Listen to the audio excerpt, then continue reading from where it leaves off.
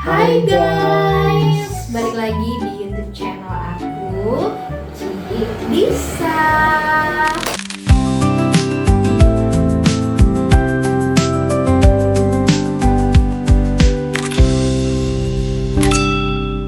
Oke, jadi di video kali ini kita akan ngobrolin tentang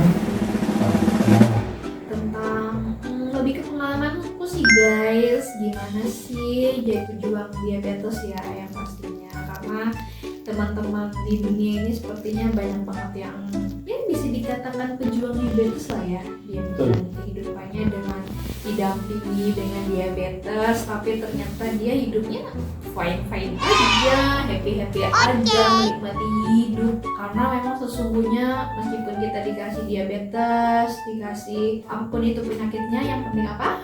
harus tetap semangat. Pasti bahagia guys, karena bahagia itu adalah juga kunci kesembuhan ya. Itu salah satunya, bahagia, bersyukur, dan tetap semangat.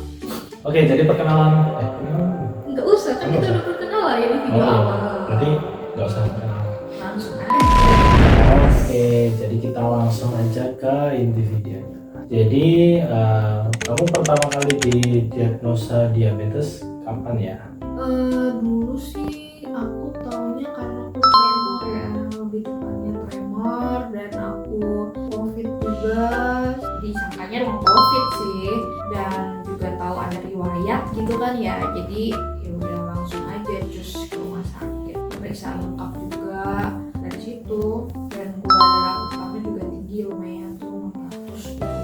Oke, jadi aku simpulkan, jadi kamu ketahuan diabetes itu awalnya gara-gara COVID, terus tremor, terus dikira tremor itu long COVID, tapi setelah dicek lab ternyata gulanya sampai 600 ya. Jadi itu dokter langsung mendiagnosa diabetes ya, karena udah sampai 600 gula. Terus dulu juga pertama kali didiagnosa sama dokter itu malah diagnosanya tipe 2. Jadi kayak bener-bener dulu tuh dokter sih bilangnya tipe 2, tapi aku jujur ya sebagai orang awam itu nggak paham yang namanya diabetes tipe 1, tipe 2, tipe apa nggak tahu.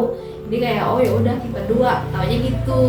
Tapi ternyata sekadar sharing aja nih, setelah aku berjalannya aku selalu ke dokter, terus mencari tahu tentang diabetesku itu, ketemulah aku itu diagnosanya diabetes tipe 1, dan itu ketahuan tuh dari hasil laboratoriumku, dimana aku di situ diminta untuk tes C-Factip namanya.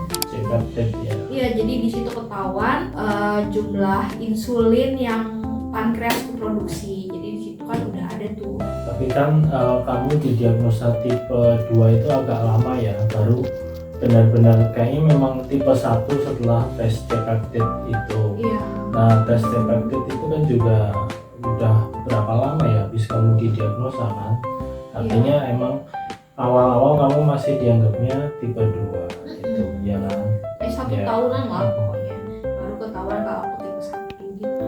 Sebelum kamu divonis diabetes dulu ya, kamu tuh dulu pernah mikir nggak bakal kena diabetes, atau kamu pernah pikiran nggak diabetes tuh apa sih, terus bakal kena di usia muda gitu? Jujur sih kalau aku pribadi mikirnya diabetes itu adalah penyakit orang tua ya, yang udah sekitar umur 50-an ke atas gitu-gitu kan. Terus aku juga mikir anak muda kan gak mungkin diabetes, itu kan penyakit-penyakit orang punya obesitas atau dia tua juga gitu kan, pemikirannya kayak gitu. Terus taunya diabetes tuh juga ya udah itu penyakit orang yang gula darahnya tinggi, udah kayak gitu aja, sesimpel itu guys. Dulu aku pun juga sama mikirnya diabetes tuh penyakitnya orang gendut. Kalau lihat orang gendut terus tiba-tiba dia sakit, kalau orang tua bilang oh itu diabetes, itu pikirannya dulu juga mikirnya masih itu penyakitnya orang gendut gitu. Padahal ternyata enggak gitu. Ternyata memang diabetes bisa menyerang siapa saja, mau gendut, mau kurus, mau tua, mau muda, semua bisa kena. Diabetes itu nggak cuma dari pola makan, pola hidup ya pasti. Itu tuh sebenarnya juga pengaruh dari pikiran kita. dari stres itu bisa mempengaruhi loh guys. Itu kan akan menghasilkan hormon apa ya itu ya namanya, aku tuh lupa nama Aku juga hormon. lupa. Ya udah cari di Google ya guys. Pokoknya itulah ya guys. Terus setelah kamu didiagnosa diabetes nih, anjuran dokter apa yang kamu lakuin buat menangani diabetes yang divonis ini gitu? Kalau waktu pertama kali itu aku sih lebih yang pasti harus wajib suntik insulin. Dokter ngajurinnya suntik insulin karena katanya lebih aman untuk ginjal gitu. Terus yang kedua itu aku ya udah kalau makan itu memang kalau dia diabetes kan dia dikasih porsi kan, misalkan nasinya 1 entong apa 1 entong nah gitu-gitu kan. Terus yang pasti sih bergerak, badannya harus bergerak. Jadi emang anjuran dokter waktu itu setelah didiagnosa diabetes kamu disuruh suntik insulin ya yang pertama jelas, terus mengatur pola makan, jam makannya juga diatur, sama perlu puasa ya. Iya puasa, gerak juga jangan lupa. Oh iya gerak juga. Jadi kalau meskipun di tengah-tengah kesibukan ya mungkin nggak bisa tiap hari ya, seminggu 2 kali 3 kali itu udah oke lah. Oke, jadi seperti itu ya teman-teman. Jadi dokter juga menyarankan banyak. Sekarang terkait diabetes nih, apakah kamu ada riwayat keluarga atau genetik yang menyebabkan kamu diabetes, atau diabetesmu itu disebabkan karena pola makanmu yang tidak beraturan atau makanmu sembarangan? Aku ada genetik itu dari almarhum mama aku. Dulu almarhum mamaku itu dia diabetes juga, komplikasinya stroke, sama dulu sampai dulu nggak bisa ngomong dan badannya sampai muka-mukanya gitu bengkak, muntah-muntah juga. Tapi kan kalau apa sih kedokteran kesehatan zaman dulu itu kan masih kurang ya. Ya. Jadi dulu tuh sebenarnya kayaknya mamaku itu dia gagal ginjal, tapi nggak ketahuan, nggak terdeteksi gitu loh. Karena aku tuh juga baru menyadari sekarang, dulu kayaknya bengkak, terus dia juga muntah-muntah, kakinya bengkak. Itu kayaknya karena dia ada apa ya, ada kelainan, bukan kelainan sih, memang ada ginjalnya bermasalah kayaknya. Itu aku baru sadari sekarang, karena aku juga baru tahu sekarang kalau orang gagal ginjal itu seperti apa, baru tahu sekarang juga. Nah terus kalau misalkan soal makanan, pasti dong anak muda suka jajan ya.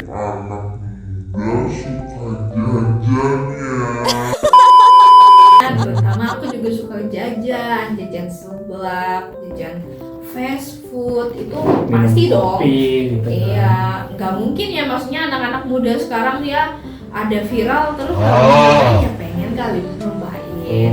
Cuman ya nggak tiap hari juga, nggak tiap detik menit makan yang macam-macam, yang sembarangan juga enggak. Jadi tetap sebenarnya makan makanan rumahan juga, makanan sederhana, tetap minum air putih banyak, itu tetap. Cuman ya namanya manusia anak muda gitu ya, suka penasaran, pengen jajan juga, pengen beli boba gitu. Jadi bisa aku simpulkan bahwa kamu tuh kena diabetesnya pertama karena genetik ya. Menjadi faktor yang paling kuat itu adalah dari genetiknya, dari almarhum mama ya. Terus yang kedua karena memang makanan-makanan zaman sekarang, terutama di era-era sekarang ya, banyak minuman-minuman manis lah, boba, makanan viral dan sebagainya. Kita sebagai anak muda pasti ya pengen lah ya nyoba. Cuman ya pas namanya orang diabetes ada keturunan, ya itu malah jadi mempercepat gitu ya kan. Kalau misalkan tidak ada genetik, mungkin kenanya di usia 40-an atau usia 50-an. Ya kan, seperti orang zaman dulu lah, orang zaman dulu. Tapi karena memang pola makannya itu berbeda dari zaman sekarang. Kalau zaman sekarang lebih banyak variasinya dibanding zaman dulu. Dulu itu rata-rata kenanya di usia 50-an, 60-an baru kena diabetes. Tapi di masyarakat sekarang ini yang rata-rata jenis makanannya udah beragam, itu kena diabetesnya bisa di umur 20-an, 30-an, 40-an, jadi lebih muda gitu. Apalagi kalau punya genetik, nah itu akan mempercepat lagi gitu kan. Padahal ya gaya hidupnya mungkin sama aja ya kayak anak muda kebanyakan, cuma karena diabetiknya ini ada genetik, jadi itu yang mempercepat. Makanya kamu kena diabetesnya di usia 21 kan guys. Jadi ketahuannya jadi umur 21 udah kena diabetes. Nah itu ya memang kombinasi faktor genetik dan pola makan zaman sekarang gitu. Nah buat teman-teman yang mungkin orang tuanya punya genetik atau punya riwayat diabetes, teman-teman juga harus berhati-hati. Dulu juga mikirnya kalau dari ibu nggak mungkin turun ke anak cewek ya kan, karena kalau silang ya, mitos ya, itu mitos atau pandangan orang zaman dulu tuh kalau penyakit itu turunnya nyilang. Jadi kalau dari ibu turunnya ke anak cowok, kalau dari ayah turun ke anak cewek. Tapi sebenarnya itu enggak ya guys. Jadi itu sebenarnya sama aja, mau dari ayah mau dari ibu, itu pasti kalau memang ada genetik penyakit itu semua anaknya bisa punya kemungkinan bakal bisa kena gitu. Makanya perlu teman-teman juga menjaga pola makan ya, istirahat juga, pola makan, terus juga harus difilter juga makanan-makanan zaman sekarang. Apalagi teman-teman bisa cek kadar gula yang ada di kemasan-kemasan itu, teman-teman perhatikan. Bayangin aja 1 sendok itu ukurannya 15 gram, gula itu 15 gram 1 sendok makan itu. Kalau di botol minuman ada ukurannya sampai 20 gram, ya berarti teman-teman sama aja minum minuman ini dengan gula 1 sendok lebih dikit, itu baru dari 1 botol. Belum teman-teman menemui gula dari makanan nasi atau makanan-makanan lain, roti dan sebagainya, ditambah minuman seperti itu. Belum kalau jajan misalkan jajan minuman-minuman kopi kekinian, nah makin banyak lagi gula yang dikonsumsi. Jadi teman-teman harus betul-betul memperhatikan gula yang masuk ke dalam tubuh.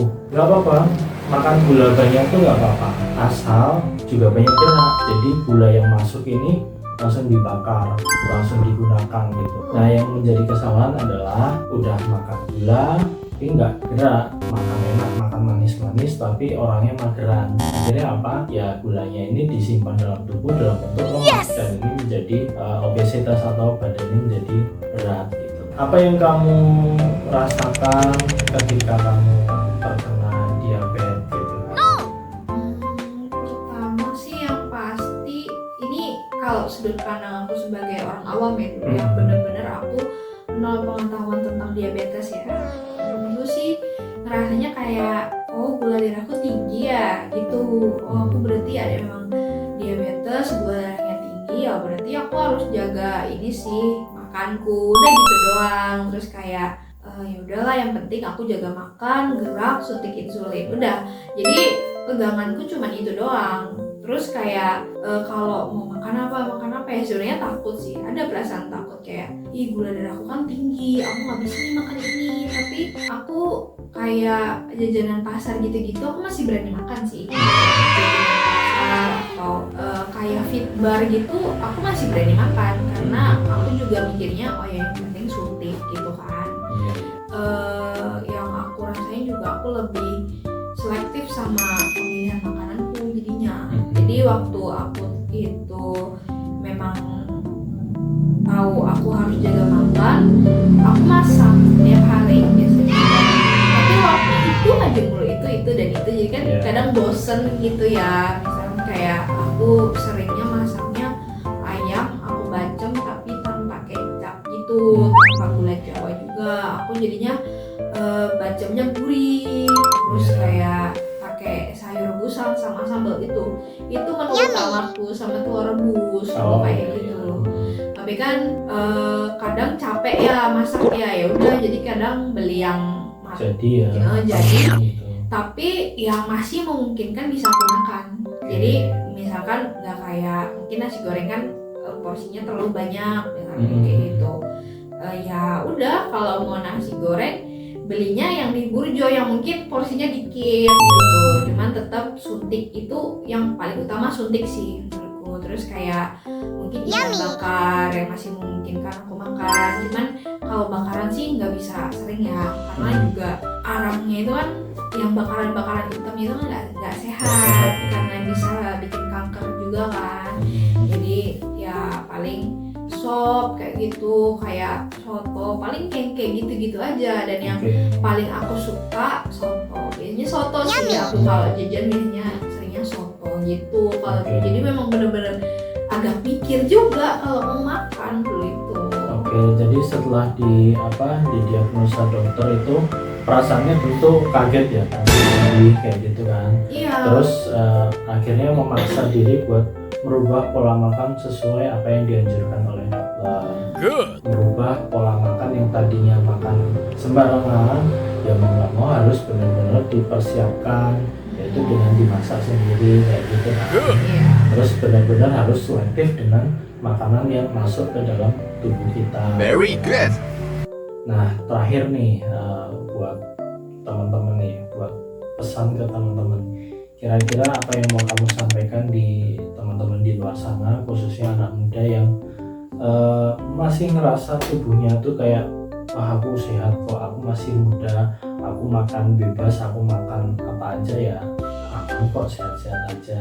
Nah, kamu ada pesan nggak buat anak-anak muda yang masih berpikiran seperti ini?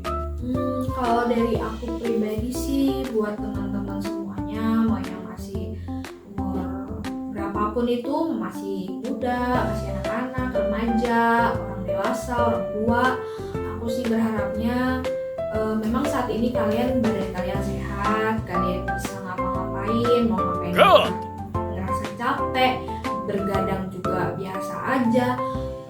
Aku sih berpesan kalian tetap jaga pola hidup kalian, meskipun kalian sama sekali nggak punya riwayat entah itu diabetes, hipertensi ataupun sebagainya. Kalian tetap jaga pola makan, jaga pola hidup kalian, rajin-rajinlah kalian olahraga yang minimal seminggu 3 kali. Mungkin itu cuma jalan kaki doang, itu udah membantu banget menurutku. Terus yang pasti pola makan kalian juga diatur, jangan makan yang sembarangan juga. Kalau emang kalian makan jajan ya nggak apa-apa, yang penting ya tiap hari gitu. Kalian pengen misalkan, iya aku lagi pengen boba, nggak apa-apa, tapi jangan tiap hari gitu. Jangan keseringan juga meskipun kalian nggak punya riwayat. Terus yang pasti pola tidur sih, kalian jangan sampai suka bergadang karena itu memicu hipertensi juga biasanya. Kalau begadang itu hipertensi, kadang juga diabetes pun juga bisa muncul karena kalian sering begadang. Dan yang pasti pola pikir, jangan sampai stres. Ya memang sih semua manusia itu berpikir juga bisa stres, tapi kalian bisa mengelola stres itu dengan baik. Pastinya kalian juga bakal sehat gitu. Jadi gak usah terlalu sepaneng sama hidup kalian nikmati, kalian jalanin. Kalau capek stop dulu, berhenti, istirahat dulu. Karena kalau semakin kalian paksa, kalian capek, stres, itu bisa jadi penyakit. Entah itu apapun penyakitnya, gak cuma diabetes, gak cuma hipertensi. Banyak banget guys, bisa muncul penyakit apapun yang tanpa kalian sadari. Dan kita juga gak pernah tahu hari sial kita kan. Tiba-tiba kalian kena penyakit ini, tiba-tiba kena apa, harus ngapain gitu kan, kita nggak pernah tahu gitu kan. Jadi ya mau kalian ada genetik enggak, tetap jaga pola hidup, pola makan, pola tidur, pikiran itu sih ya. Jadi memang betul ya yang Pak Edi sampaikan barusan, memang teman-teman juga harus perhatikan itu semua. Pola makan, pola istirahat, pola tidur itu penting. Dan terutama namanya penyakit itu tidak mengenal mau dia ada genetik atau tidak ada genetik, pasti cepat atau lambat bisa kena. Ya, kita semua tuh berpotensi. Bahkan orang yang rajin olahraga aja, mungkin teman-teman tahu ada beberapa orang atau beberapa artis yang mungkin teman-teman tahu juga, dia hidupnya sehat, tidak merokok, tidak pernah minum minuman aneh, terus rajin olahraga juga, tapi ujung-ujungnya bisa kena penyakit. Nah, penyakit ini memang tidak bisa kita prediksi. Jadi teman-teman harus benar-benar menjaga tubuh teman-teman supaya tetap fit, tetap sehat. Atur pola makannya, atur pola istirahatnya, jangan terlalu push diri kalian. Tubuh manusia ada limitnya, jadi teman-teman juga harus perhatikan itu supaya tidak terkena segala penyakit, entah apapun itu ya, mau penyakit diabetes, mau hipertensi atau apa, banyak. Pokoknya intinya teman-teman harus tetap jaga kesehatan supaya tidak kena penyakit. Oke, mungkin sekian ya video kali ini, kita ketemu di next video. Bye bye Bye guys.